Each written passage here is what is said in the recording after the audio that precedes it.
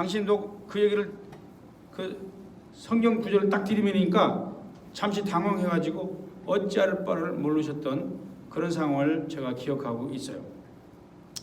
여러분, 사도 바울이 여자들은 교회에서 잠잠하라 한 것은 아까도 말씀드린 것처럼 교회에서 특별히 은혜를 많이 받고 방언과 예언의 은사들을 많이 받았는데 그 중에 여성분들이 주로 많이 받았던 것 같아요. 오늘날도 그런 거 많잖아요. 여성들이 많다 보니까 이제 이분들이 교회 들어온 지 얼마 안 되고 우상 숭배를 하고 뭐 여러 가지 경험을 했던 사람들이 교회 안에 들어왔는데 교회 안에서 자기들이 예언의 은사, 방언의 은사 이런 거 받았다니까 예배 중에 여기저기에서 나 예언한다, 뭐 한다, 방언한다면서 예배가 질서가 없어진 거예요. 덕이 안 된 거예요. 덕과 질서가 무너진 거예요. 그러니까 질서 있게 하나님께 드려야 될 예배가 막 흐트러진 거지. 거기에다가 막 은사를 받은 사람과 받지 않은 사람 서로 분파가 생기고 싸우고 그러다 보니까 예수 믿는 사람들의 표정이 굳어질 수밖에 없죠. 서로 미워하는 사람인데 얼굴이 펴질 리가 있겠어요? 자, 이런 상황 속에서 그때 당시 사도 바울은 그 교회 그 여성들에게 여자들은 교회에서 잠잠하라 이런 배경을 했던 거예요. 그래서 저는 그런 생각도 해봤어요. 만약에 남자들이 은사를 많이 받고 예언의 은사, 방언의 은사 많이 받아서 이렇게 교회에서 덕을 끼치지 못하고 교회를 막 방해하고 또 질서를 막 없애버리고 그랬다면 사도 바울은 그때 남자들이 이런 일을 하고 있습니다. 이런 보고를 받았을 때 바울은 꼭 이런 얘기를 했을 것 같아요. 교회에서 남자들은 잠잠할지어다. 어때요? 제 추측이 전혀 다른 건가요? 이랬을 가능성이 달라요? 이랬을 가능성이 굉장히 많아요. 만약에 청년들이 우후죽순으로 막 일어나가지고 교회를 덕을 끼치지 못하고 교회 예배의 질서를 방해한다 그러면 사도 바울은 그런 소식을 듣고 교회에서 청년들은 잠잠할지어다 이렇게 했을 수가 있다는 거예요. 그러므로 이 문장을 가지고 문장 그대로 그것만 가지고 해석을 해가지고 교회에서 여자들은 설교해도 안 되고 성경을 가르쳐도 안 되고 뭐 이런 식으로 해석하면 우리가 성경을 잘못 이해하는 격이 되는 거예요. 그래서 성경은 다독도 많이 해야 되지만 빨리빨리도 많이 읽어야 되지만 그 깊이 연구도 그래서 많이 해야 되는 거예요. 자, 사도 바울이 강조하고자 했던 것은 여자들은 가르치지 말라라는 것을 강조했다기보다는 예배를 질서 있게 드려라. 예배 드린데 덕을 끼치라. 여기에 강조점을 두었다는 사실을 우리는 알아야 돼요. 자, 이렇게 문제가 많은 배경을 가진 고린도 교회에게 이제는 15장에 돌아와서 부활이라고 하는 아주 묵직한 주제를 다루고 있습니다. 사실 이미 예수를 믿는 신자들에게는 부활을 이미 믿고 또 잘 알고 있는 내용이라고 생각되어서 저는 이 15장을 읽으면서 이번 주 설교는 그저 거저먹기로 하겠다. 왜냐하면 제가 여러분 예수님 죽었다가 부활하신 거 믿습니까? 그러면 어떻게 대답하세요? 아멘 그러죠? 여러분도 예수를 믿으니까 죽었다가 부활하시는 거 믿습니까? 그럼 끝난 거예요 사실은. 그리고 예배 끝. 이러니까 저도 설레었어요.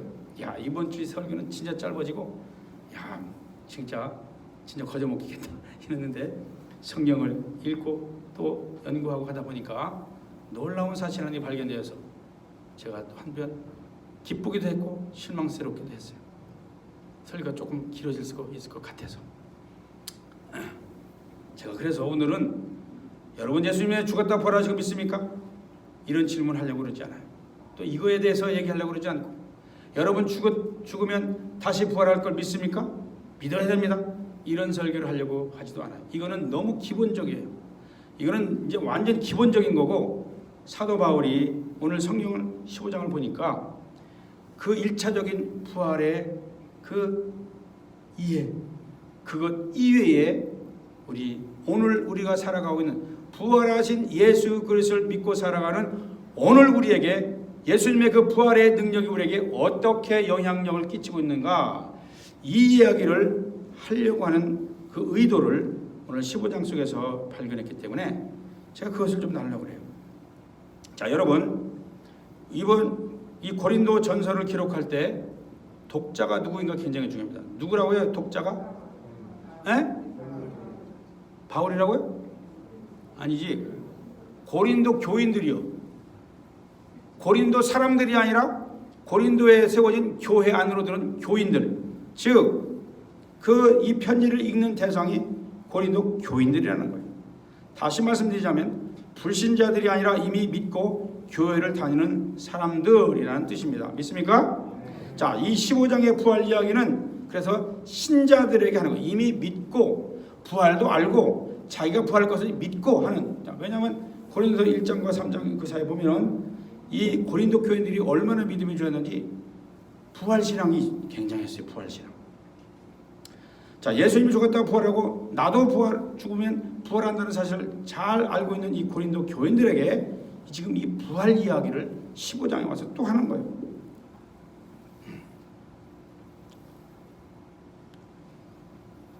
그래서 단순히 불신자들에게 예수님은 죽었다가 부활하셨습니다.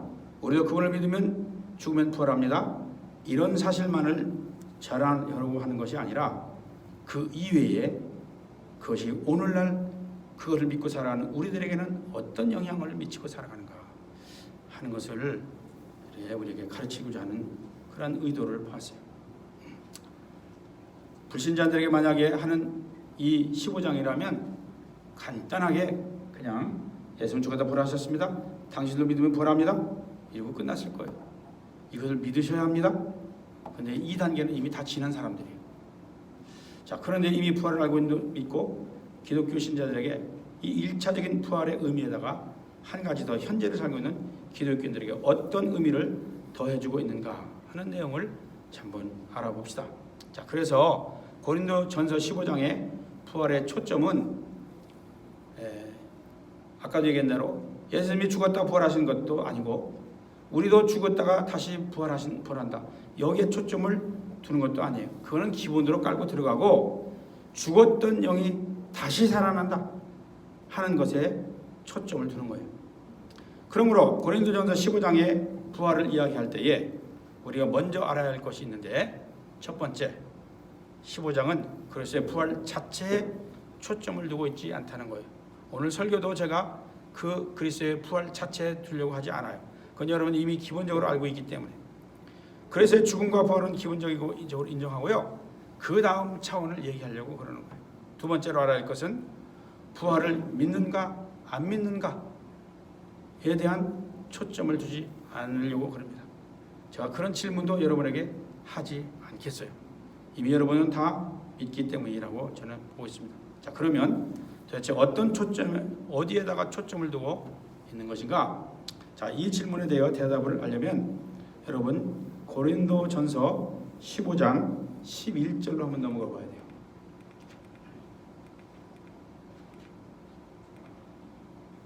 자, 15절을 먼저 읽고 시작. 우리는 또한 하나님을 거짓되이 증언하는 자로 판명될 것입니다. 그것은 죽은 사람이 살아난 일이 정말로 없다면 하나님께서 그리스도를 살리지 아니하셨을 터인데 하나님께서 그리스도를 살리셨다고 하나님에 대하여 우리가 증언하였기 때문이다. 지금 어떻다면은 당연한 것 같기도 하고 또 무슨 말을 하는 것 같이 잘 모르기도 하고 그럴 거예요. 여러분이 초점을 가져야 될 것은 여기서는 여러분 죽은 사람이 살아나는 일이 정말로 없다면 이 말에 여러분 주목을 해봐야 돼요. 그래서 15절의 이 말씀의 초점은, 강조점은 어디에 있느냐? 그리스도가 다시 살았다?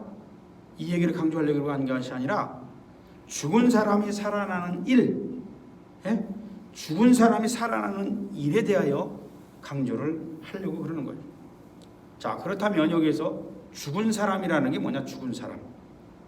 이것을 알려면 11절부터 읽어봐야 돼요. 같이 읽어봅니다. 11절 시작. 그러므로 나나 그들이나 할 것 없이 우리는 이렇게 전파하고 있으며 여러분은 이렇게 믿었습니다. 그리스도께서 죽은 사람 가운데서 살아나셨다고 우리가 전파하는데 어찌하여 여러분 가운데 더러는 죽은 사람의 부활이 없다고 말합니까? 13절 죽은 사람의 부활이 없다면 그리스도께서 살아나지 못하실 것입니다. 이 세 구절을 읽는 동안에 각 구절마다 3번 반복되는 단어가 있어요. 혹시 뭔가 발견됐습니까? 죽은 사람, 죽은 사람. 이 죽은 사람이라는 말을 자꾸 반복을 합니다. 사도 베드로가. 자, 그래서 먼저 죽은 사람에 대해 좀 알아봐야 하겠습니다. 자, 이 말의 뜻은 죽은 사람이라는 뜻은 두 가지로 해석이 가능합니다. 첫째는 살았었는데 진짜 죽었어요.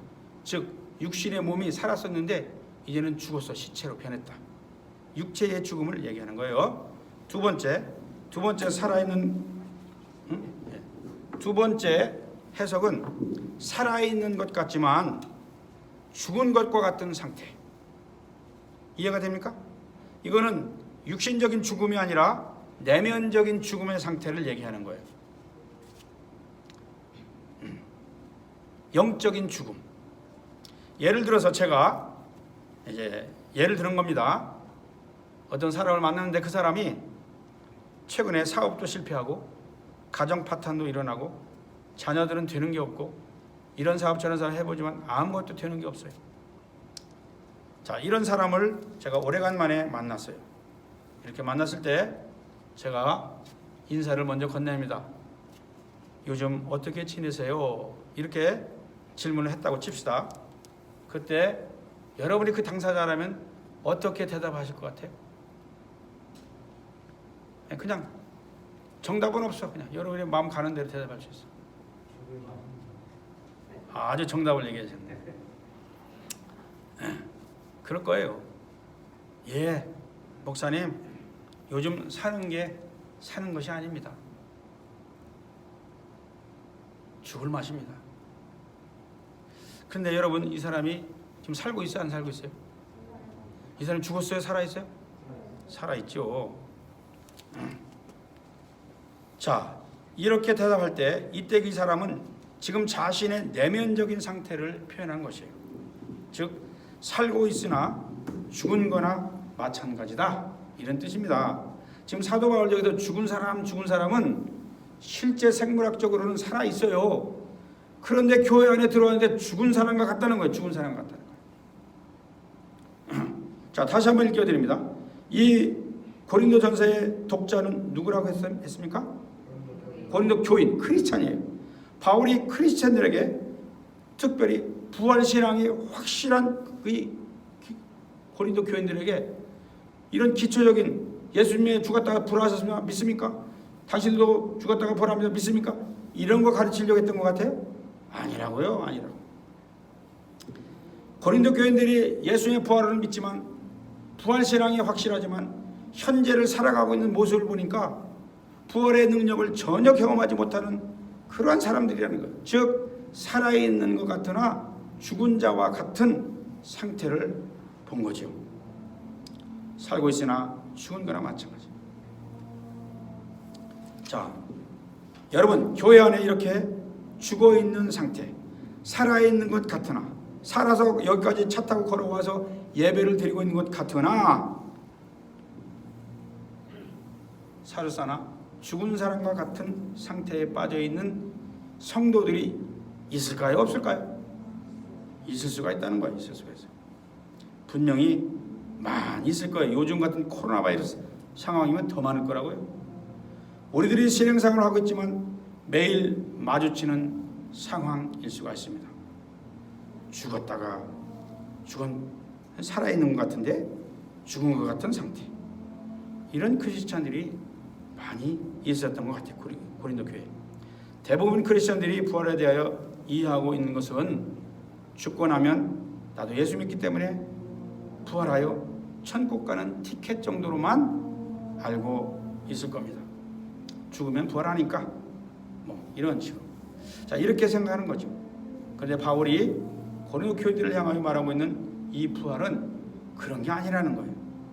그거는 너무나 당연한 것이고 현재 부활의 능력을 당신들은 살아내고 있느냐, 이 질문을 하는 거예요. 대부분 크리스천들에게는 오늘 여러분에게 제가 질문하면 부활을 믿습니까? 그러면 당당하게 아멘 그럴 것입니다. 그 대답 속에는 언젠가는 육체가 죽었다가 다시 살아나겠지, 부활한다, 먼 미래에 주님과 함께 부활하여 천국 가겠지 라는 생각들, 그 수준에 머물러 있을 가능성이 굉장히 많아요. 저도 그랬고 여러분들도 그랬을 것입니다. 그런데 그게 다 틀린 거 아니에요. 다 맞아요. 맞는데 바울이 강조하고 싶은 초점은 그것만이 부활이 아니다. 한 가지 더 부활의 능력, 부활의 현재성이 또 있다. 그거를 강조하려고 하는 거예요. 그것은 바로 부활의 능력으로 살아가야 한다라는 것입니다. 그래서 오늘 키워드는 부활의 능력이에요. 부활도 아니에요. 부활의 능력. 예를 들어서 누가복음 15장에 돌아온 탕자 이야기가 잘 아시죠? 돌아온 탕자. 그 둘째 탕자가 아버지의 상속을 다 받아서 밖에 나가서 허랑방탕 다 쓰고 이제는 살아있는 것 같지만 죽은 인생이 되어서 아버지께로 다시 돌아옵니다. 그때 아버지가 하는 얘기가 있어요. 잔치를 벌여주고 좋은 옷을 가락지를 길어주고 신발을 사주고. 그런데 형이, 집안에 있던 그 큰 형이 나는 아버지 모든 재산을 지금까지 다 돌봐주고 그랬는데 나한테는 염소 새끼 한 마리 잡아주고 잔치 하나 벌려주지 않았는데 저 허랑방탕한 동생이 들어오니까 아버지 이렇게 하십니까? 그리고 그 형이 화가 났어요. 그때 아버지가 하는 말이 있었어요. 같이 한번 읽어봅시다. 시작. 나의 이 아들은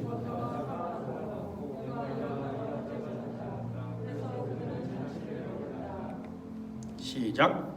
그런데 너는 이 아우는 죽었다가 살아났고 내가 잃었다가 되찾아서 즐기며 기뻐하는 것이 마땅하다. 여러분, 여기서 아버지가 이 둘째 아들에 대하여 하는 이야기인데 진짜 아버지가, 아니 둘째 아들이 죽어서 시체로 돌아왔습니까? 집에 돌아오자 다시 살아났어요? 벌떡? 아니죠. 살아서 돌아왔어요. 그런데 아버지 눈으로 보기 어때요? 죽은 것, 살았으나 죽은 것 같은 모습이. 그런데 큰아들은, 집에 늘 있는 그 아들은 저런 사람에게 잔치를 벌인다고요? 부당합니다. 이런 얘기를 하는 거죠. 그때 아버지가 얘야, 저 아이는 죽었다가 살아온 거야.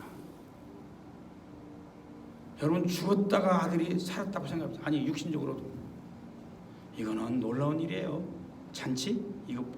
이거는 약하지. 오늘 우리 교회 속에서 이런 상황이 벌어질 수가 있습니다. 이거는 그저 성경에 있는 예화로 끝나는 게 아니에요. 오늘날도 그런 경우가 있어요. 정말 못된 강도짓만 믿을 수 없는 사람. 또 누구예요? 사기만 치던 사람. 조폭, 두목, 정말 못된 짓만 다. 성추행을 일삼는 그러한 뻔지르한 사람이 교회 예수 믿고 돌아오겠다고 하나님 아버지 편으로 돌아왔다고 칩시다. 그러면 교회 안에 이미 있던 사람들은 대부분 이런 반응이 있을 수가 있어요. 아이고, 하나님도 어떻게 저런 인간을 다 구원하시나?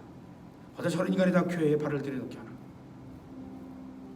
그래서 화를 낼 수 있을 것입니다.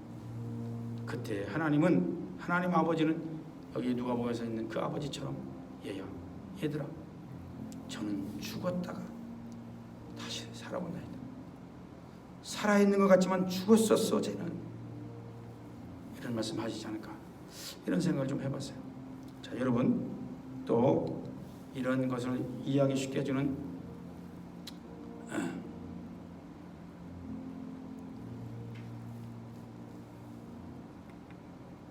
계시록 3장 1절 말씀입니다. 같이 읽어볼까요? 시작.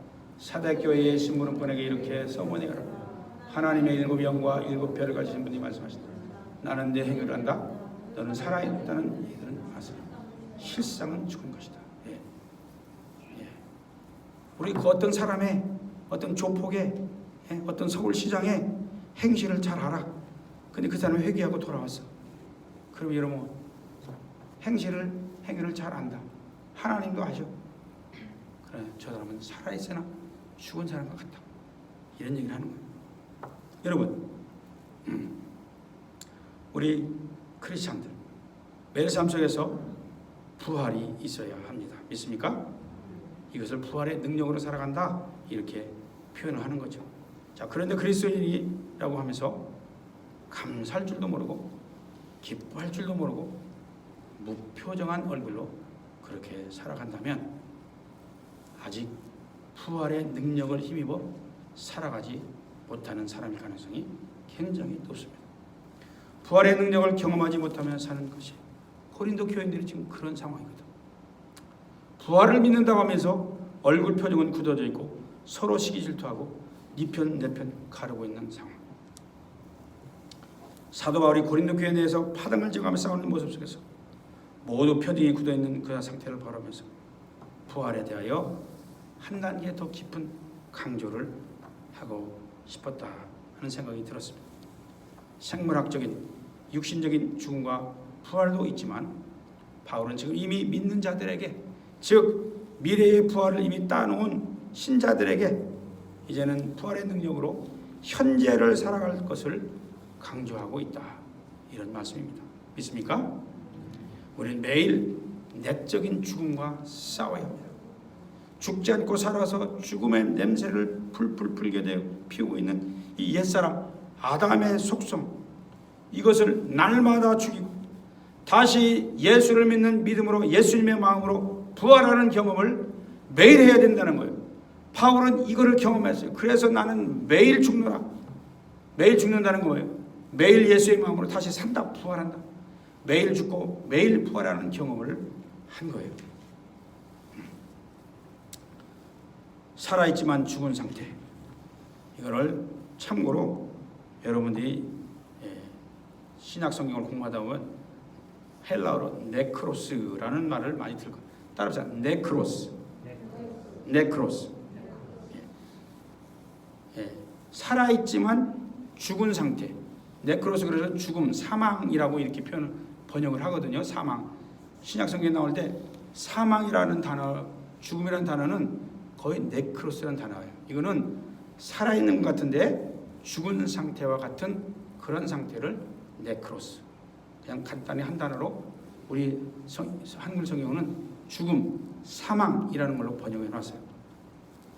자, 여러분, 이렇게 네크로스 상태에 있는 사람들에게 부활이 있어야 함을 강조하는 거예요. 지금 교회 밖에 다니다 보면 여러분, 사람이 막 돌아다녀요. 살아서. 그런데 예수를 믿지 않는 사람들이 거기 돌아다닌다면 실상으로 어떤 사람이, 이 사람들은 죽은 사람들이에요. 네크로스 상태. 이것이 네크로스입니다. 아이고, 요즘 사는 게 아니요. 죽을 맛이에요. 그리고 감사할 게 아무것도 없어. 기쁨이 사라졌어. 거기에다 기도까지 사라졌다면 여러분, 이 사람은 살아있다 하나 어떤 사람? 네크로스. 죽은 것과 같은 사람임이 틀림없다는 거예요. 이런 사람들에게 사도 바울은 다시 부활의 능력으로 살아갈 것을, 아니 먼 미래가 아니라 오늘 부활의 능력을 덧입어서 살아가라 하는 거예요. 부활의 능력으로 살아가는 사람은 예수 그리스도의 마음을 가지고 살아가려고 애를 쓰는 사람입니다. 반면에 살았다 하나 죽은 자들, 네크로스의 상태에 있는 자들은 무엇을 먹을까, 무엇을 마실까, 얼마나 더 벌까, 얼마나 더 폼나게 살까, 어떻게 하면 코로나 바이러스 안 걸릴까? 물론 그거 조심은 해야 돼요. 그러나 조심하면서 하는 것과 예수님의 마음을 가지고 사는 것과는 굉장히 다릅니다. 이렇게 고민하며 사는 사람들은 네크로스, 살았다 하나 죽은 자들이, 교인들이라고 하는데 살아있는 것 같은데 죽은 사람들이, 죽은 것 같은 상태. 바로 지금 바울이 고린도 교인들을 향하여 이 얘기를 하고 있는 거예요. 자, 다시 고린도전서 15장 5절부터 8절까지로 한번 읽어보겠습니다. 시작. 게바에게 나타나시고 다음에 12제자에게 나타나셨다고 하는 것입니다. 그 후에 그리스도께서 한 면에 500명이 넘는 형제들에게 나타나셨는데 그 가운데서는 세상을 떠났지만 대다수는 지금도 살아있습니다. 다음에 야고보에게 나타나시고 그 다음에 모든 사도들에게도 나타나셨습니다. 그런데 맨 나중에 다리 차지 못한 자와 같은 나에게도 나타나셨습니다. 여러분, 사도 바울은 부활하신 예수님을 언제 경험하신지 아세요? 예? 다메섹 도상에서 이미 죽었다가 부활하셨던 그 예수님이 이렇게 몸 형체로 나타난 것이 아니라 하늘에서 큰 빛으로 나타나서 그때 부활하신 예수님을 만난 거예요. 어떤 제자들은 진짜 육신의 몸이 부활해서 본 그런 제자들 500의 형제들이 다 있지만 사도 바울에는 그런 표현하는 그분들의 죽었던 자들이 예수 믿고 부활한 사건을 경험하고 부활된 상태로 매일매일 살아가는 모습을 보면서 바울이 그 영향력이 만삭이 되어 만삭되지 못해서 태어난 자기에게까지 그 부활의 은혜가 닥쳐서 자기는 지금 그 부활의 능력을 가지고 살아가고 있다. 지금 이런 얘기를 하는 거지. 그러므로 사도 바울이 말하는 부활은 기본적인 부활에 더하기 현재적 삶 속에서 나타나는 부활의 능력을 이야기하고 있다는 것을 우리는 알아야 합니다. 우리 중에도 옛사람은 죽고 새사람이 되어 새로운 예수님의 성품으로 살아가는 사람은 예수님의 부활을 현재 오늘 바로 경험하고 있는 것입니다. 그런 부활을 경험하고 계십니까? 예, 감사합니다. 스스로 한번 자문자답 매일매일 해보세요. 나는 부활의 능력을 가지고 살아가고 있는가? 부활의 은혜를 내가 받으며 살아가고 있는가? 나는 그 부활의 능력을 힘써 살아가면서 그 부활의 영향력을 이웃에게 퍼져가게 하고 있는가? 아니면 살아있는 것 같으나 죽음의 냄새가 풀풀 나는 그러한 마음을 가지고 살아가고 있는가? 예. 살아있다나 죽은 것 같은 사람들은 죽음의 냄새를 풍기는데 어떤 사람입니까?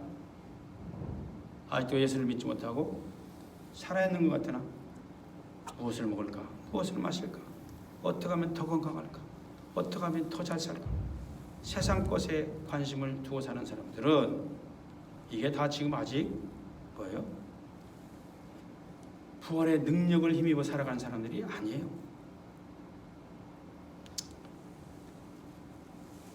바로 바울은 이런 점을 그리스도인들을 향하여 지금 지적해주고 있는 거예요. 자, 부활의 능력을 경험하고 오늘 살아가는 사람들은 어떤 형태로 나타나는가? 전도하는 일에 힘을 쓰게 됩니다. 선교하는 일에, 또 봉사하는 일에, 남을 돌보는 일에, 내 문제뿐만 아니라 이웃의 문제까지 돌아보려고 하는 그런 애를 쓰는 사람들, 이런 사람들이 부활의 능력에 영향력을 끼치며 살아가는 사람들이죠.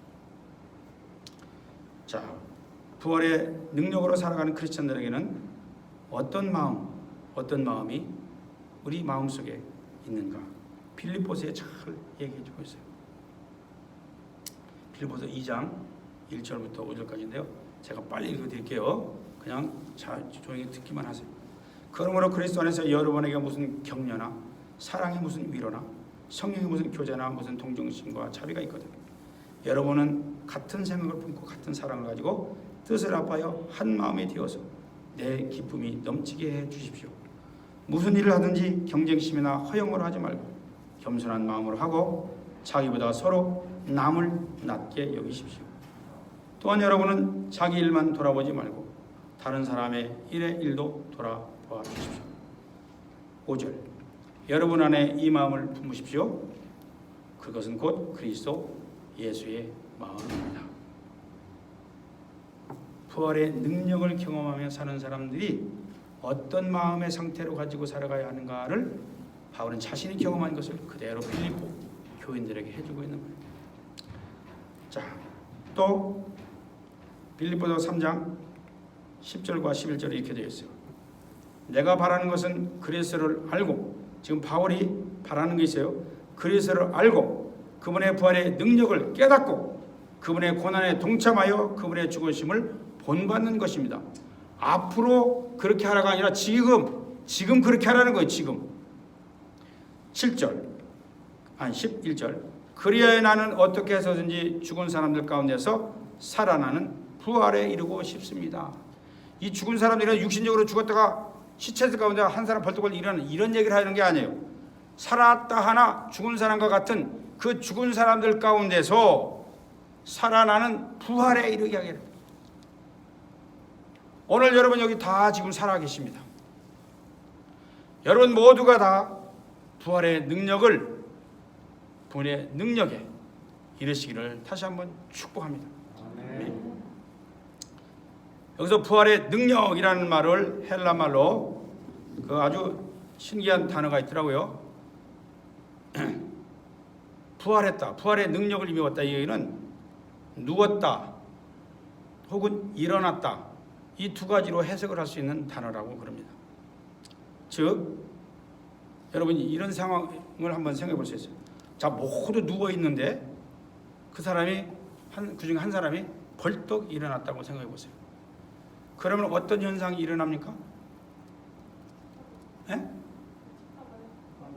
그렇죠. 깜짝 놀라서 쳐다보죠. 유난히 그 사람이 눈에 확 띄게 됩니다.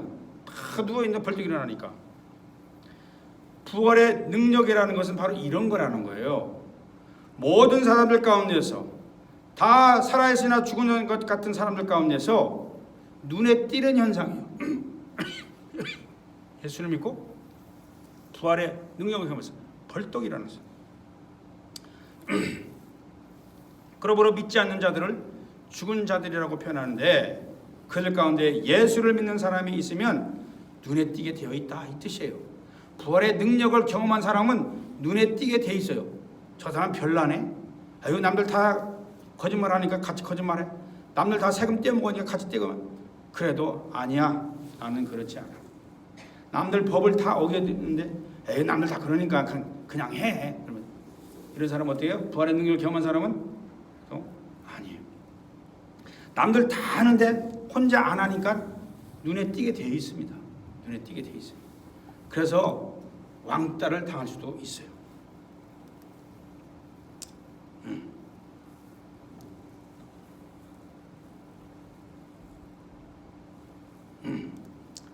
그러므로 부활의 능력을 경험한 사람들은 뭔가 다르게 살아야 합니다. 우리 얼굴 표정도 달라야 해요. 마음 씀씀이도 눈에 띄게 달라야 합니다. 여러분, 제가 참 신기한 거를 배웠는데, 사람의 얼굴의 표정은 이렇게 자기가 가식적으로 만들 수 있대요. 속은 그렇지 않지만 겉으로 웃는 표정을 할 수 있고, 속으로는 기쁜데 얼굴은 화난 표정을 할 수 있고, 얼굴은 이렇게 자유자재로 표정을 이렇게 바꿀 수가 있대요. 그런데 놀라운 사실은 손은 절대 우리 마음의 감정을 변하지 못한대요. 그냥 있는 그대로 변한대요. 저게 무슨 얘기인가 들어봤더니, 악수하고 싶은 사람 악수하고, 누가 힘들어하면 등을 두들기고 싶어 하면서 두들겨주고, 하여튼 사랑한다 그러면 이렇게도 하고, 하여튼 뭐 이렇게도 하고, 손은 거짓말을 못한다는 거예요. 그래서 그 사람의 손이 어떻게 움직이는가를 보면 그 사람의 마음의 상태를 알 수 있다 그래요. 이해가 되세요? 한번 이제 나중에 한번 살펴보세요. 저는 그 얘기를 듣고 이해가 확 되더라고요. 속으로 미운 사람 뭐 하나 주고 싶어도 절대 손이 얼른 안 가요. 누구? 가져가. 그럼 뭐 진짜 독한 사람들은 꾸밀 수도 있어요. 미운데 웃으면서 줄 수도 있어요. 그러나 대부분 그렇지 못하더라고요.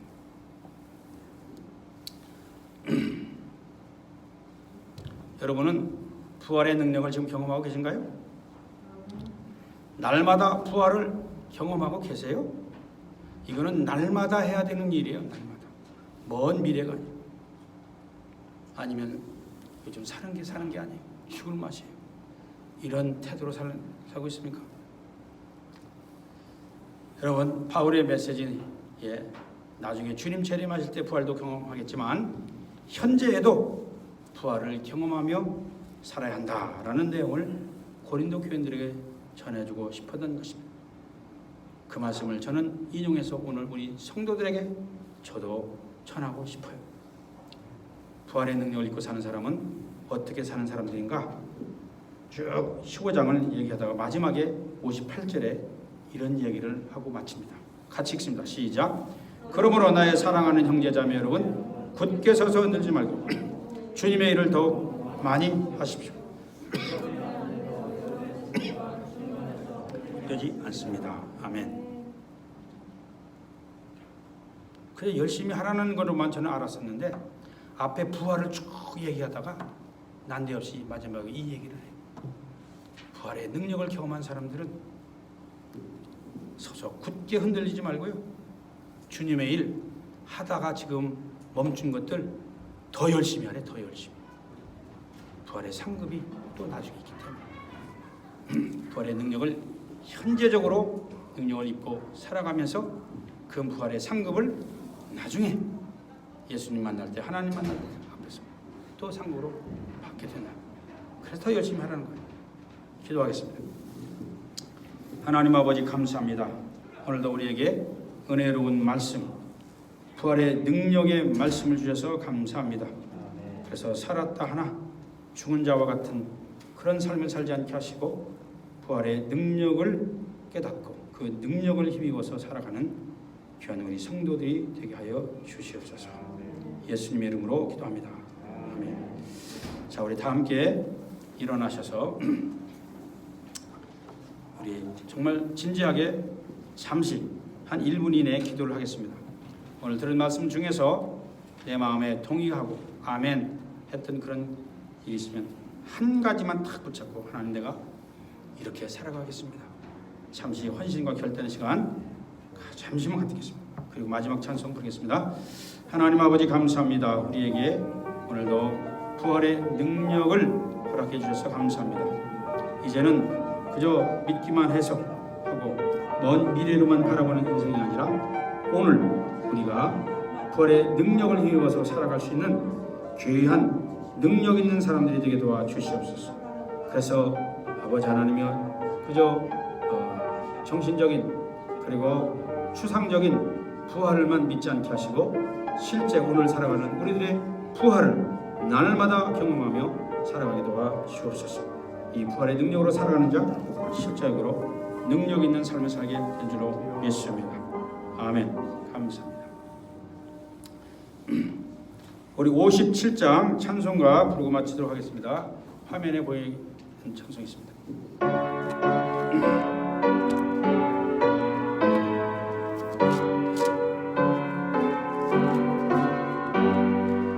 오늘 주신 말씀에 새 힘 얻으소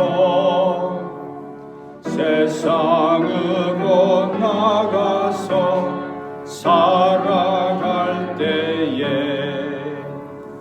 나 혼자 힘으로 늘 부족하오니 주여 나를 도우사 승리하게 하소서. 아멘.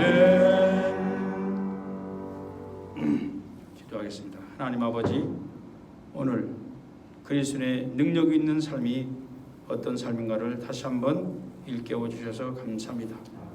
주님의 그 부활의 능력이 오늘 우리 살아가는 우리들에게도 그대로 나타나셔서 예수님의 마음을 닮아 살아가는 저희들 되게 도와주시옵소서.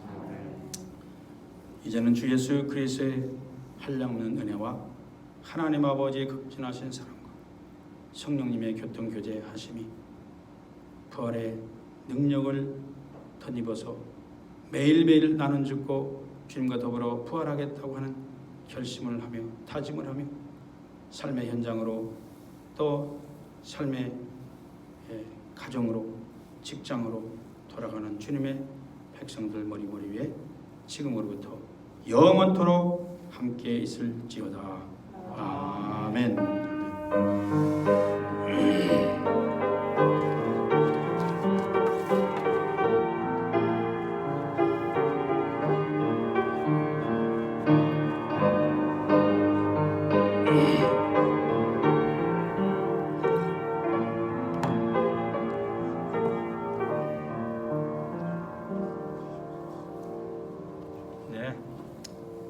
우리 장로님의 지휘를 받으셔서 여기 밑에 있는 카페트 위에 있는 모든 물건들을 다 바깥으로 아니면 저 체육관 쪽으로, 비가 올지 모르니까 체육관 쪽으로 어린이 교실 쪽으로 옮겨주면 좋겠어요. 선생님 저희 위에 지금 옮기려고 하는데 어디로 옮겨야 될지 모르겠어요. 그지? 그것이 그거를 우리 카페트가 없는 쪽, 없는 마루 쪽에다가. 네, 근데 그 콩고에가 주식이 있어서 저희가 지금 내려놨는데. 아니 그러면 콩모임이 끝나고 내 콩모 사람들한테 하라고.